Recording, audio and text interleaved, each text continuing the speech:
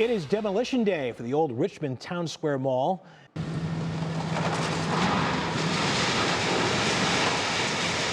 Demolition takes down buildings, but not memories. This was one of the places that I would bring my kids, the movie theater, popcorn. And it's right here near the old Regal Cinemas where demolition began Monday morning on Richmond Town Square Mall. Long before its demolition began, Richmond Town Square Mall was a place full of life. When it opened in 1966, it was the largest mall in all of Ohio. It featured 3 anchor stores, 65 concourse shops, and a Lowe's theater.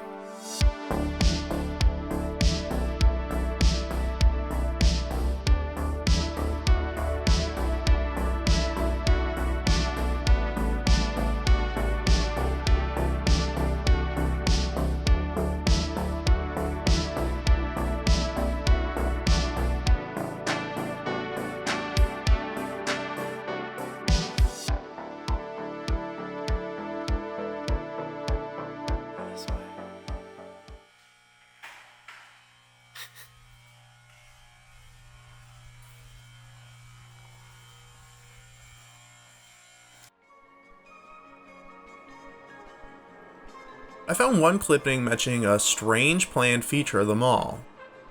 Wandering customer service guides that were described as a mix between a Playboy bunny and a gray lady were planned to help shoppers with any questions.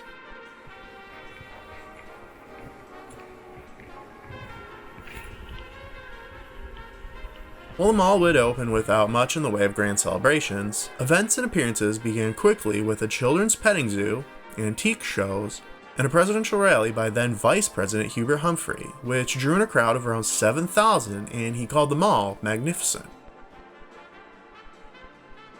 Santa Claus drew in 3,000 kids for the 1969 holiday season when he parachuted from a plane, though he missed his mark and landed in the church across the street.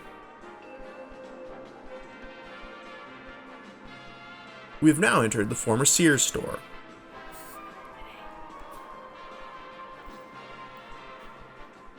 Back in 1968, the company sent out a recall on a piece of jewelry that contained a poisonous bean inside it. Between 300 and 400 were sold nationwide, including 11 from this store. 67. Holy shit. Sears. It's very old. Get that, yeah. Oh, wood paneling. And there's a green carpet. This is the old... It was all so they knew what to shut off and everything. And all the mall level. Maybe for like, oh yeah, the benefactors and all that, so. Yeah, classroom, science lab. This was one of 3 area Sears stores to renovate in 1994, and as a grand reopening, stars of The Young and the Restless made appearances at each of the new Northern Ohio Sears stores. This was a law office. Oh, look at this. Is that wallpaper? It is wallpaper. Yeah, for sure. Mall lawyer.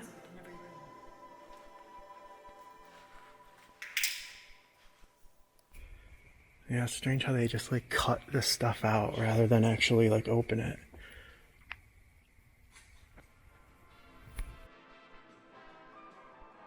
Opposite Sears was the Penny's anchor store. It was a big salon though. Marvin Hood? Coconut conditioner. Is that what What is that jug? Life and Body.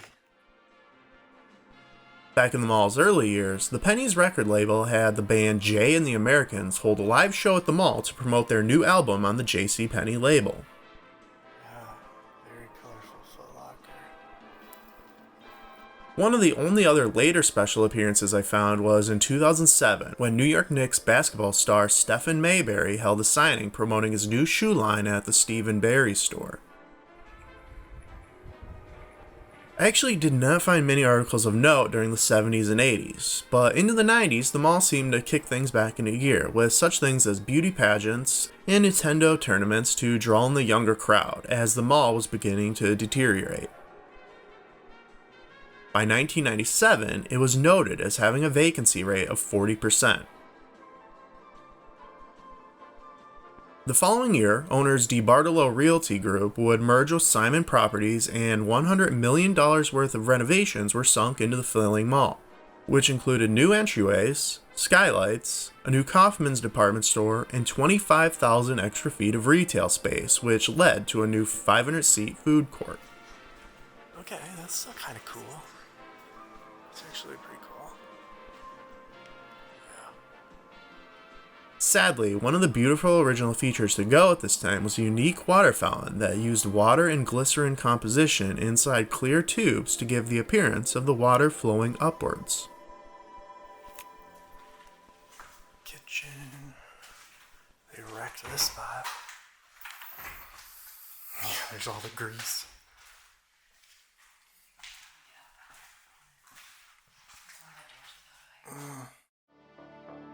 At the same time as the renovations, Barnes & Noble joined as the fifth anchor, and the theater doubled their screens to 220, which Simon hoped would turn the property around. But by the year 2000, vacancy rates had reached 83%.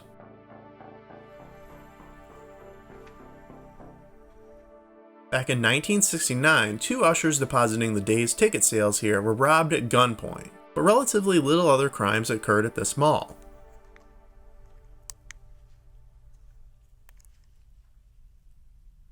I can't believe the lighting is still on. A special advanced screening of the second Harry Potter film was held at this theater, where 4 winners watched the movie with the Beacon Journal's film critic. In 2016, 1 year after Macy's closed, the mall was sold to Cohan Investments, but the following year both Sears and Penney's would close. The mall continued operating with just Regal Cinemas as the anchor until permanently closing in 2020. Plans to begin demolition were set to begin that same year, but stalled until 2023. In the place of Richmond Town Square, a new mixed-use development is set to begin Phase 1 of construction. So it's bittersweet, but we are on the road right now to something even better.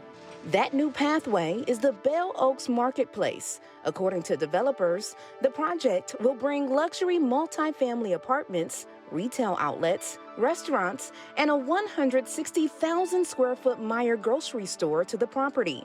Richmond Heights Mayor Kim Thomas says the project means everything to the city. What's going to really take place, and what I'm hoping for, is once the mall is redeveloped, you're going to see new development that's going to take place around the mall. So this is the beginning of what's to come in Richmond Heights.